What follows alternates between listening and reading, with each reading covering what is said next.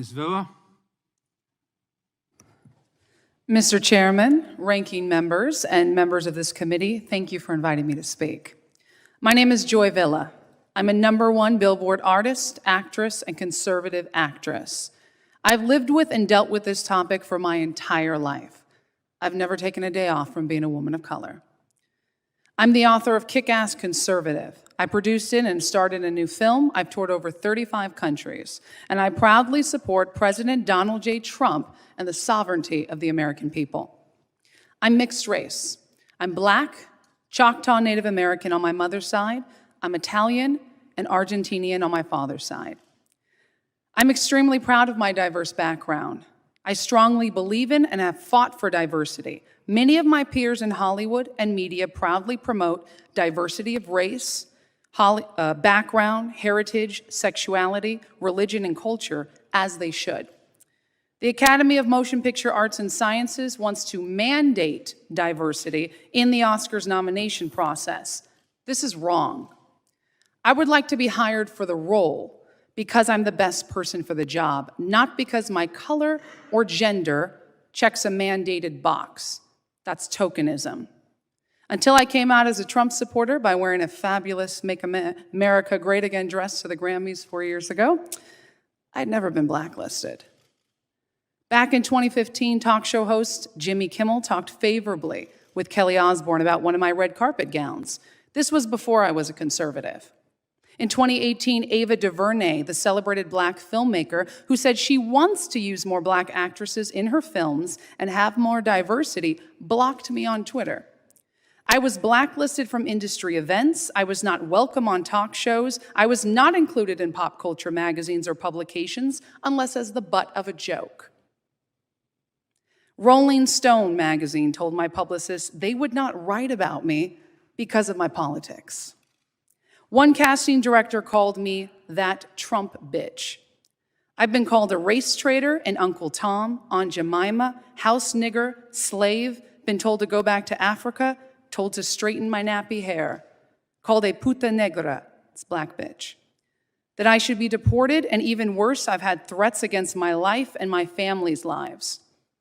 These remarks come only from the so-called tolerant left, who preach that they want diversity. To be clear, this did not happen because I'm Black, or because I'm Latina, or because I'm a woman. It happened because I'm openly conservative.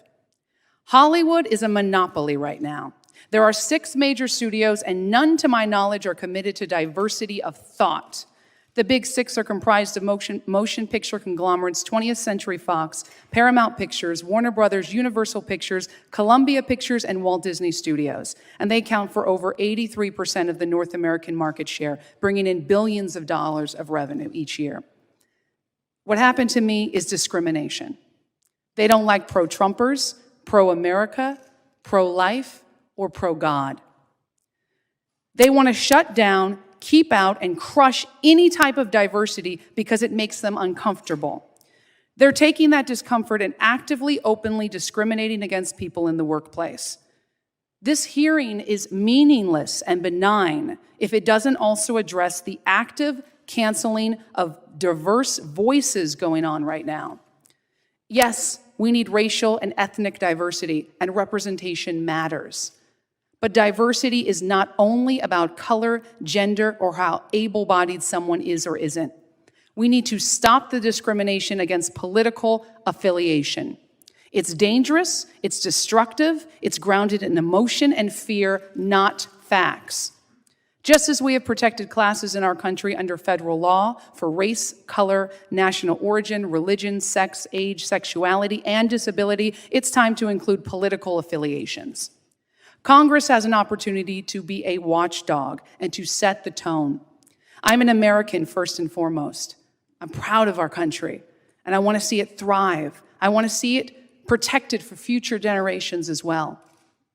I implore Congress to act now by expanding the Civil Rights Act of 1964 to include political affiliation as a protected class. Media companies that agree in writing not to discriminate based on political leanings could be offered certain advantages, such as tax breaks. This is about protecting all Americans, no matter who they are, where they live, or what kind of work they do, and no matter how loud or quiet their voices are. The First Amendment gives us the freedom of association. I strongly believe that that includes the right to freely associate with the political party of one's choosing. Political bigotry is silencing the voices of Americans. Thank you. Thank you, Mr. Whitlock. Good afternoon. I'd like to begin by thanking Representative Jim Jordan and his staff for the opportunity to speak today on a topic